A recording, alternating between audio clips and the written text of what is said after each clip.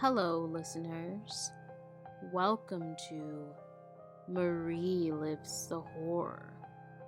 This is episode 18 of the series of True Paranormal Ghost Stories.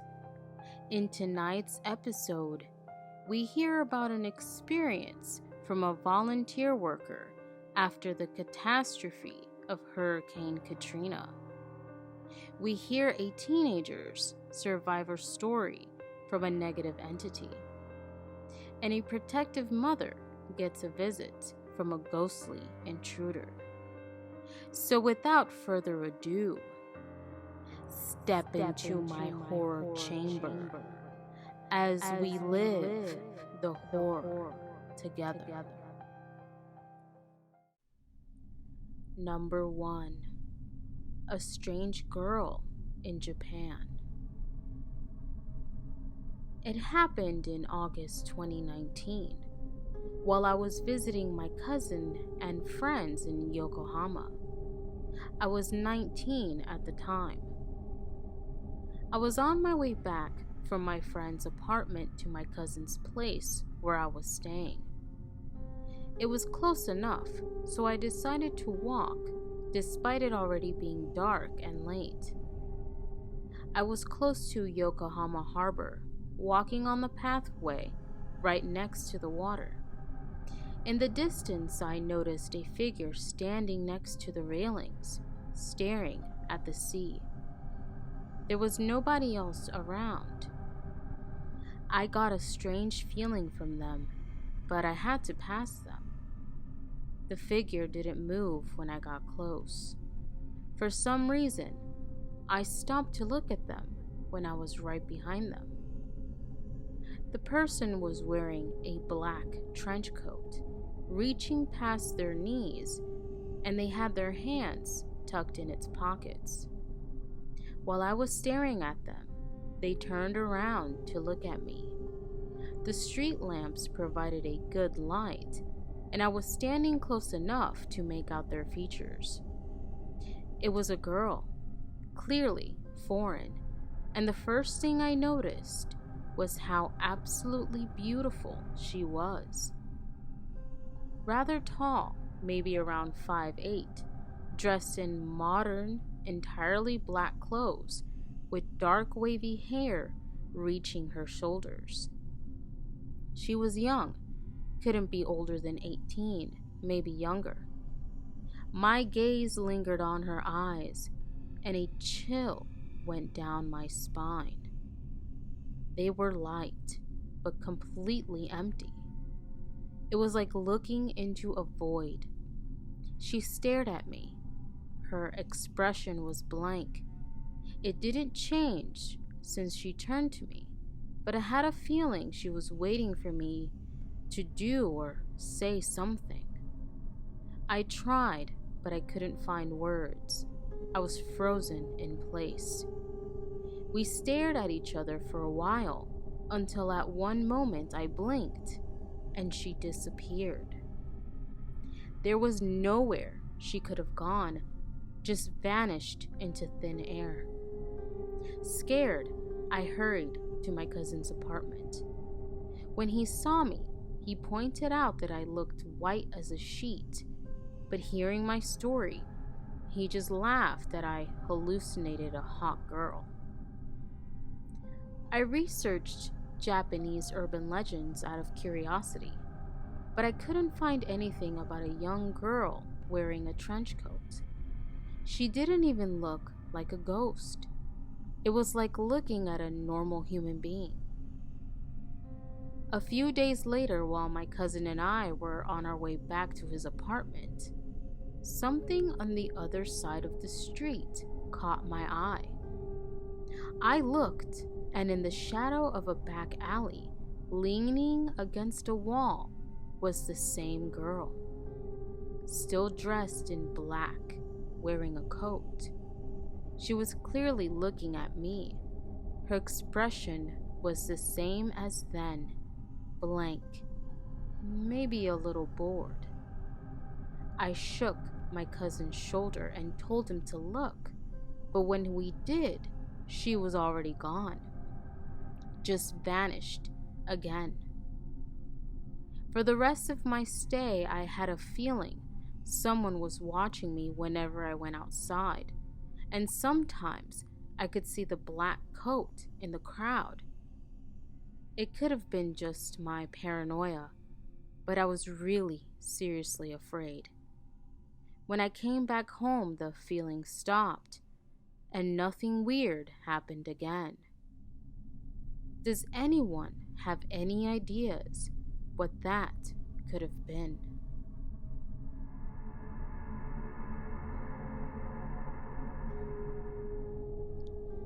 Number 2. Volunteering after Hurricane Katrina. Okay, here goes. I have a medical background and a certification I rarely use, though I keep going back and paying to renew it. Anyhow, I volunteered almost immediately, thinking I would help those who lived through Katrina. That was not the case. There were a few of us who are assigned, once the water started to recede, to find houses that had dead bodies in them. If you've ever had to do a body recovery, when it has been lying around in the heat and water for days, sometimes weeks at a time, you know how it smells. It does sort of smell like any other dead carcass, but worse. I can't explain it. Maybe somehow sweeter smelling. Anyway, the key to not vomiting when you smell them is Vicks in, under, and around the bottom of your nose. It doesn't keep all the smell out, but enough until you can at least tolerate the smell without vomiting. We had to go to each house and go inside, wading boots, and look for bodies. Many of them washed out to sea, but some were still in the houses they had lived in prior to the hurricane. If we found a body, we spray painted a big X on the outside of the house. This other guy and I had been doing it for a while, and we got assigned each other almost every day. We got along okay, and he didn't vomit at the ones that had been gotten to. We came up to this one old shack. I say shack because it was pretty run down and in what had been a very bad neighborhood. Right away, I got chills down my spine. I knew there was something really wrong. Not like find a body kind of wrong, but chilling kind of wrong. New Orleans has certain areas that just give off these vibes, and my understanding is there is a lot of voodoo practiced in certain areas. Anyway, against everything my body was screaming at me, we went in the house. The first thing I could smell was a body. The second was something almost earthy and mold. I looked at my partner. I will call him Jay. He was white as a sheet. I could tell he was getting that same feeling I had been getting. It was obvious from the weird bones hanging from the ceiling. I would bet money they were cats. Something odd had been going down in the house, as well as strange beads and carvings in the bare wood in the walls. We went into what was a kitchen, and there, chained to a beam, was an old lady, or what was left of her. She had chained herself by her wrists to the beam. Her guts were falling out on the floor. The creepiest thing was her face still looked as though she were alive and staring at us with a wicked smile, showing only partial teeth. They were nubs. My skin started crawling as the goosebumps spread over my body and my neck hair stood up. Suddenly, I heard the most unearthly cackling noise I have ever heard in my life, and my flight or fight kicked in. Jay and I noped out of there. We quickly painted the X and literally ran to the next house. Now, I don't know if that old lady had practiced voodoo or whatever, but that scared the ever-living shit out of me. It still gives me nightmares. The people I feel sorry for are the ones who had to take that crazy lady out of there. Jay and I discussed it that night after we went back to the hotels north of there. He heard the cackling too, but we both said it had to be the wind or something.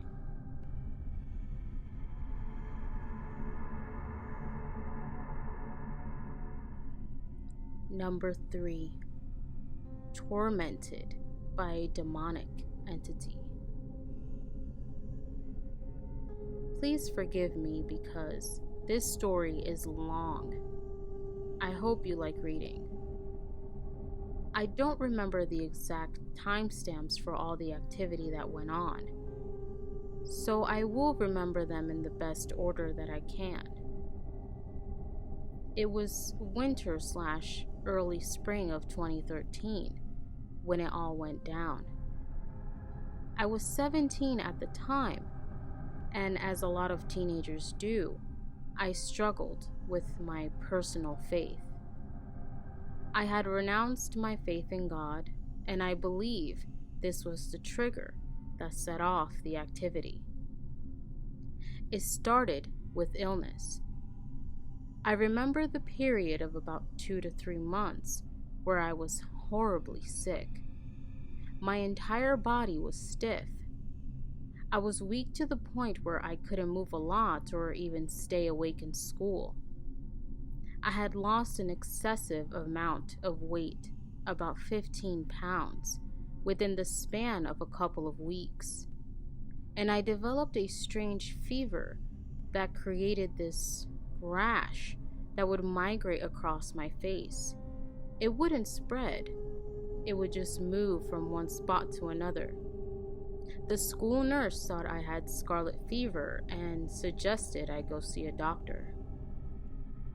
My family didn't have medical insurance at the time, which meant going to the doctor would be expensive, and if I did go, it better be worth it.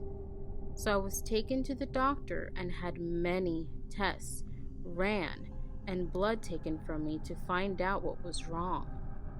All results came up negative. They found nothing wrong with me.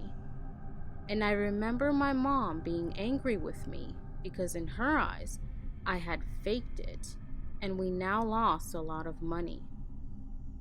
That was my first indication that something wasn't right.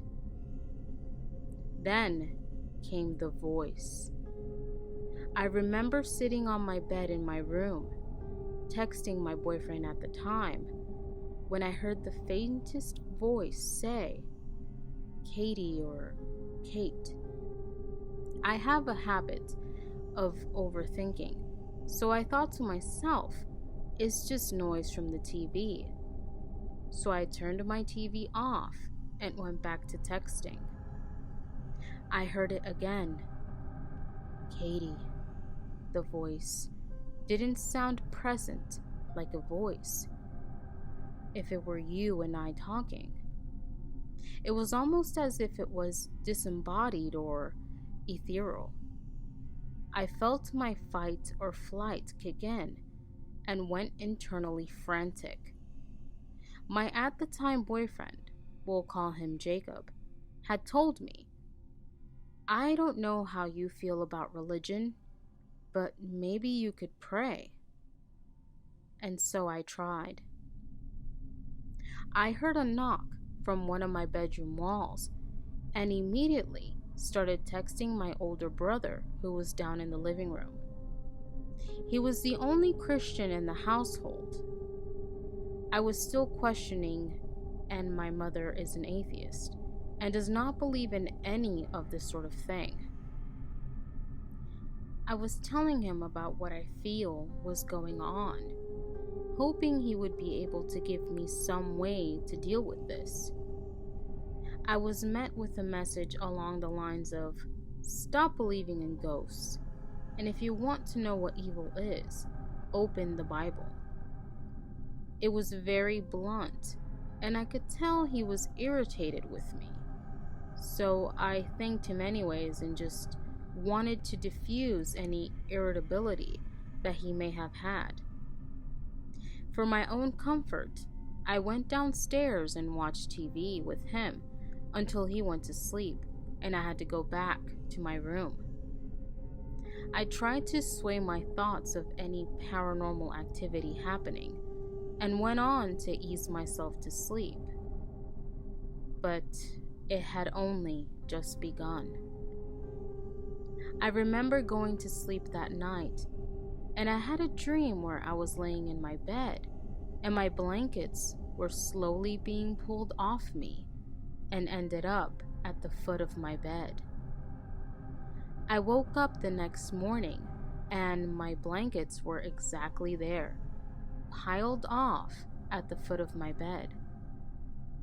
This could be counted as a coincidence, as we don't have very much control over what we do in our sleep, kicking and pushing blankets off the bed included. But something in my heart told me it was more than coincidence. I had been waking up between 2:45 to 3 a.m. pretty regularly.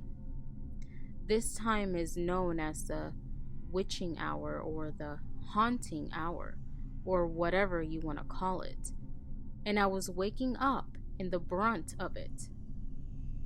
Whenever I would wake up, the atmosphere in my bedroom had changed. I felt someone or something there with me, but I always slept facing the wall so that I would never have to see what it was. In a childlike attempt to protect myself, I would wrap myself up like a mummy with my blankets, making sure from head to toe that my blankets were completely wrapped around me and could not be taken off of me. I would sleep like this all night, to the point where I was essentially bathing in my own sweat because of the warm blankets, and the left side of my outer thighs and hips were sore and bruised because I was too afraid to move from that position. When I told Jacob about all of this, he told me his stepdad was really big into religion and could possibly help me. I kept an open mind, and we went to meet his stepdad. We prayed, and he let me borrow his Bible, telling me it was special and to keep it with me. He also told me to claim back my space, to tell this entity that it was not welcome and that it must leave. So I took the information I was given, and Jacob took me home. At this point, after all the miscellaneous stuff that was happening, I was terrified to go into my own house. I would cry and beg to Jacob to let me stay with him and to not make me go home. But being we were both 17, we didn't have the freedom to go on and stay at each other's houses every night.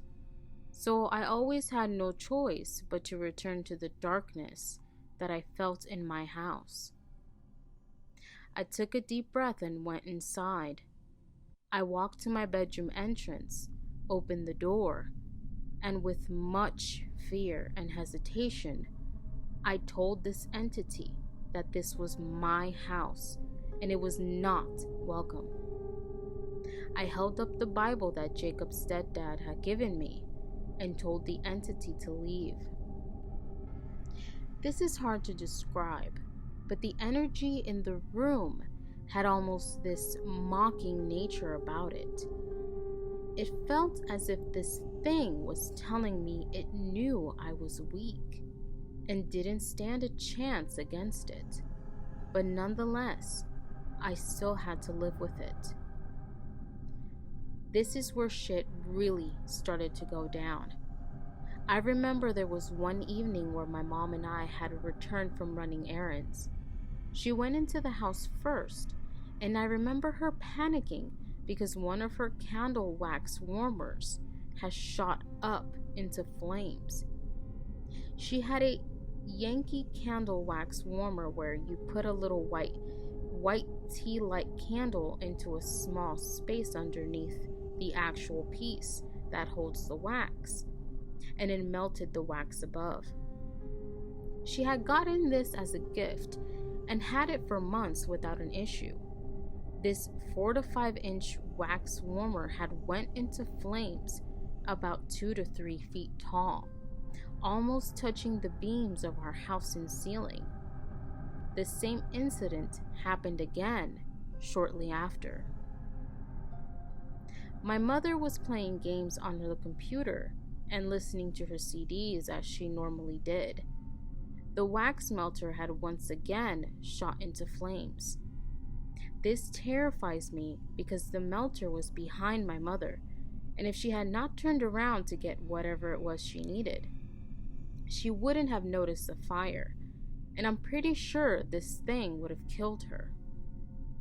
To this day, she still doesn't believe in spirits or things of that nature, and while I respect her beliefs, it makes me fear for her, wondering if something will take advantage of her ignorance on the subject and hurt her.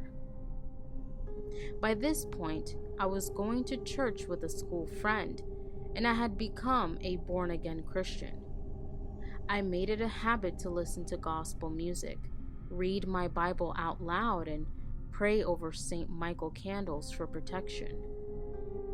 I remember one night, I was feeling particularly afraid and prayed to St. Michael, keeping my candle lit for a while until I felt safe again, and then I went to sleep. As I stated earlier, I had been sleeping wrapped up in my blankets from head to toe, barely able to move. When I had woken up the next morning, I rolled over to check my alarm clock and felt something against my back in bed. It was my St. Michael candle that I had originally had on my nightstand, approximately 1.5 feet away from my bed. I took this as a message from the entity that it was mocking me again, and as I tried to fight for protection, I was terrified. I would get scratch marks on my body that would just manifest a couple of times in marks of 3s. Whatever body part was affected would just start burning, and when I would check, there would be a scratch mark. I feel that I should add that at that time, I had a horrible nail-biting habit that left me unable to scratch basic itchy feelings I would get, let alone be able to leave these marks on my body. I remember waking up one morning, and I was getting ready to go out with Jacob.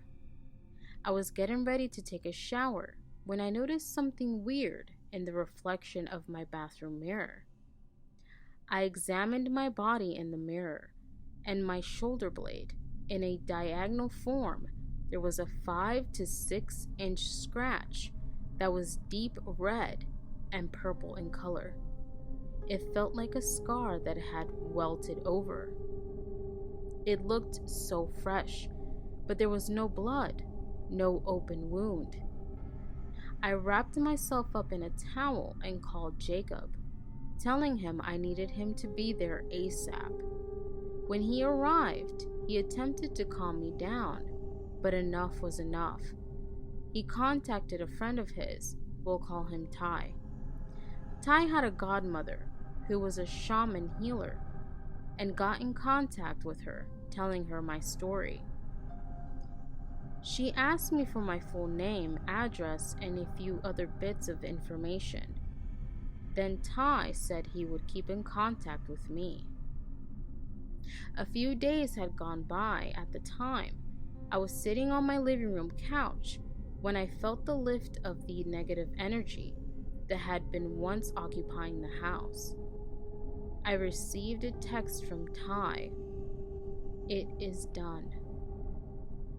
Tai's godmother had gone deep into the astral realm and met this entity that had been tormenting me, and she had exorcised it from my house. When I asked her what it was that was haunting me, she said that it was something so dark and so evil, she refused to tell me the name of it, which leads me to believe it was something demonic. The activity had gone on for only 2 or 3 months, but it felt like an eternity. I had finally gotten this weight off of my shoulders. Whatever this entity was, it wanted me secluded. It wanted me to believe that I was alone.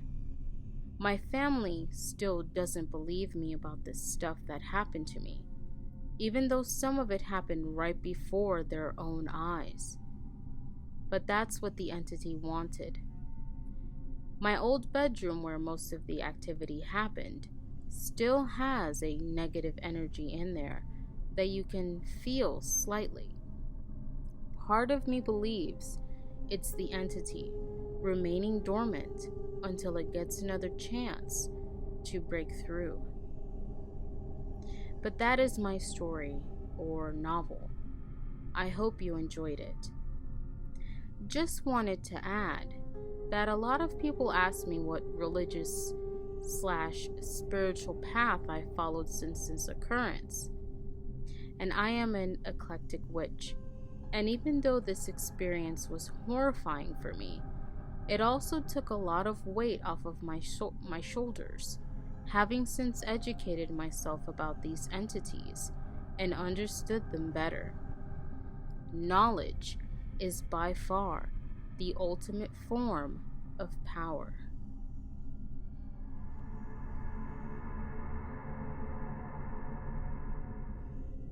Number 4. My paranormal experience.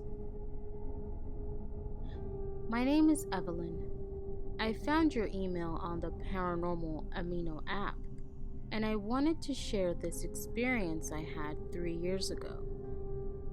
I'm also sorry for my terrible English. I'm still unsure about what truly happened, and the rational part of me tries to explain it somehow, but after hours of trying to find an explanation, I decided I'd rather just try to forget it. So this story begins with my sister, or rather the nightmares she kept on having. I lived in the room above her. We have really thin walls, so I heard her shift in her sleep, and sometimes she even woke up screaming. Every morning when I looked into her eyes, I saw an empty look. Each morning she would tell us about her dreams she had that night. They always followed the same formula. My sister would be in some kind of room, and in front of her would be this thing. She described it as a man covered in shadows. The only thing visible would be its green, shiny eyes. This thing told her every night how it wanted to help her, how it wanted to protect her, before killing her in a different way each night.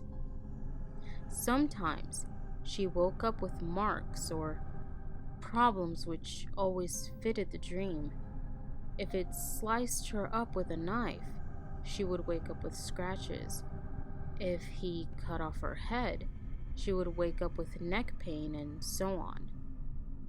Now, the confusing part was how that thing made her feel. She confessed to not feel fear when it spoke with her. It always sounded so caring when it talked to her, like it really wanted to protect her, to free her. Of course, my mom never believed her. She explained it with psychology, and it made sense. My sister was going through a lot at that point of time, being unemployed and stuff, but still.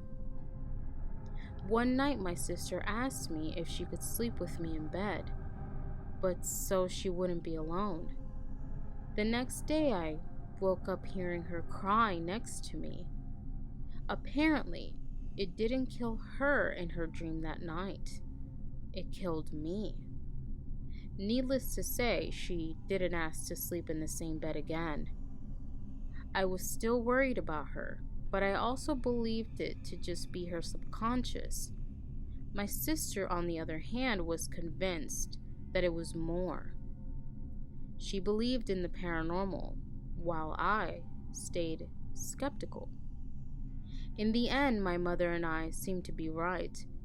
Her dreams slowly disappeared when her life started to get better, and that should have been the end of the story.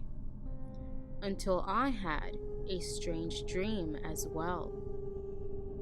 It was nothing like her dreams, and that was what made it so weird. In my dream, I was just half asleep when something touched my shoulder. The touch felt so real that made me think someone of my family just wants to wake me up. But before I could answer, this thing whispered in my ear, "Let me help you." I felt the weight of something crawl over me and lie down next to me. I don't know if it was this thing out of my sister's nightmares, but that sentence and the way those words were said made me think that it was it.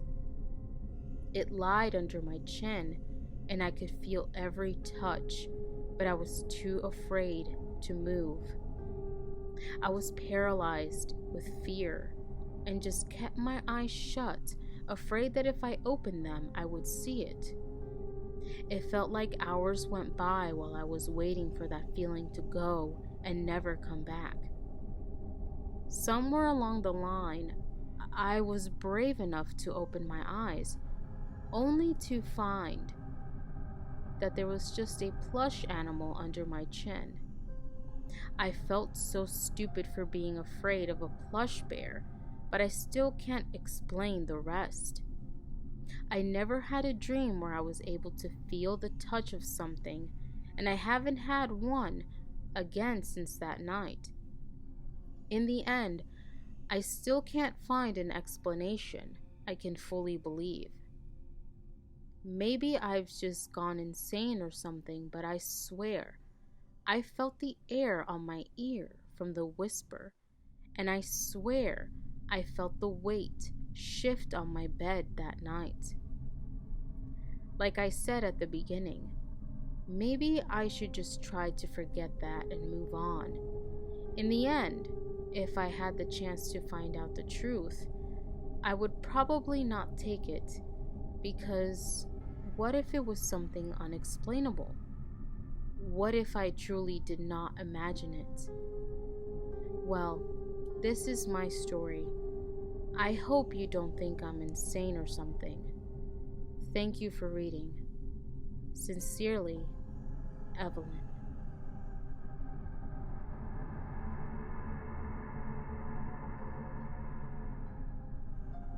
Number 5.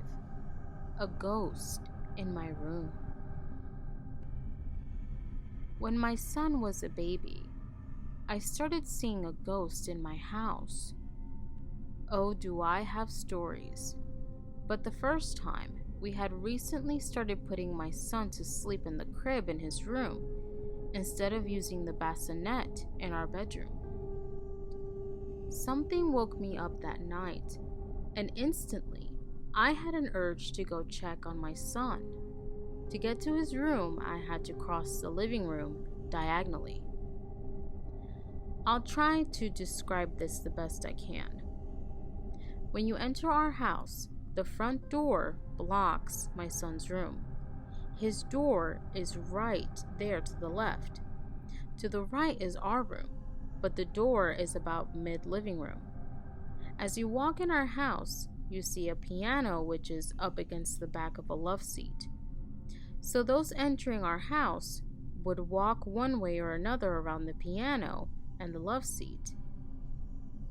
So it's in the middle of the night. The house is dark and quiet, and I'm making my way around the piano to my son's room. Just before I get there, he starts to whimper. I think, wow, what timing is that? I attribute the random wake up to mother's intuition and scoop him up before he really starts crying and wakes up his sisters in the next room. I started carrying him out to the living room because his room was way too small to fit a chair to nurse him. Just as I'm by the piano, my husband walks across our room as if he's walking into our bathroom, but he's fully clothed with a long coat on. What made me pause was the way he was walking. I can only explain it as like a ghost. It was like he was floating, not a normal gait. He was just staring straight ahead, arms to the side, no footsteps, no sound. The hair on the back of my neck stood up, and my son was now quiet again. For a second, I forgot why I was standing there holding him. So I walked back around the piano towards our room, ready to ask my husband what on earth he's doing because it was creeping me out. But as soon as I round the doorframe, I hear his deep breathing from the bed. I think subconsciously I knew what happened because look-alike intruder was nowhere in my thoughts. I just quick turned on the bathroom light and confirmed my suspicion. There's no one there. I look back at my husband, still laying there, and try one last time to debunk my thoughts and ask pretty loudly, "Did you just get up?" I startled him and he rolls over to look at me, his eyes squinting in the light beaming from the bathroom. He is obviously shirtless, groggy, and says, "What?" That's when everything I tried to ignore sinks in. There's no way he could have gotten undressed again, back in bed before I rounded the piano. My husband is nearly 6 feet tall, not at all quiet when he walks. We have blackout curtains in the bedroom because there's a bright light across the street. So how on earth did I see my husband's doppelganger in the dark? And well enough to make out what he was wearing. And what's weirder, he doesn't even own a long coat. I am not sure who or what woke me and my son up because he wasn't hungry or wet. I laid him down between us and he fell right back to sleep. But me, I stayed wide awake, watching all of the doorways.